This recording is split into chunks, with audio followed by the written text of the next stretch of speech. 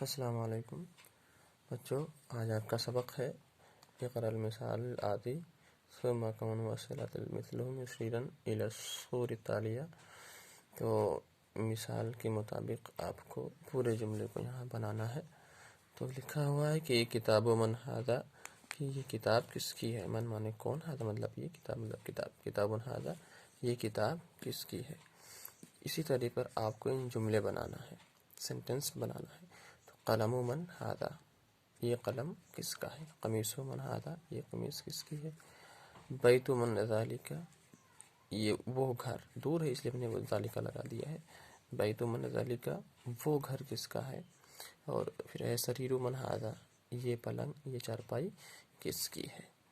پھر یہاں اسم اور ابن لکھا ہوا، اسم کے معنی نام ہوتا ہے اور ابن کے معنی ہوتا ہے بیٹا، لڑکا۔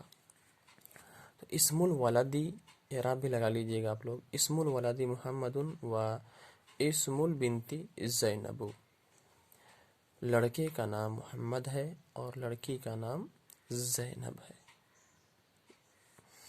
اسم المدرس حامد، مدرس کا، ٹیچر کا نام حامد ہے۔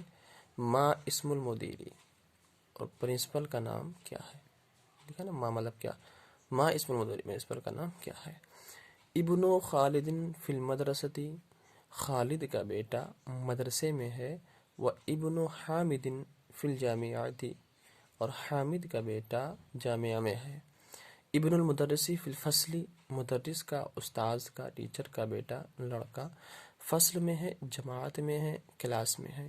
اینا ابن المدیری، اور پرنسپل کا بیٹا کہاں ہے، پرنسپل کا لڑکا کہاں ہے۔ بس آج اتنا ہی، کہ آپ لوگ اس کو پڑھیں اور دھیان سے یاد کریں، الفاظ معنی کو زیادہ سے زیادہ یاد کریں اور اس کو سمجھیں۔ السلام علیکم۔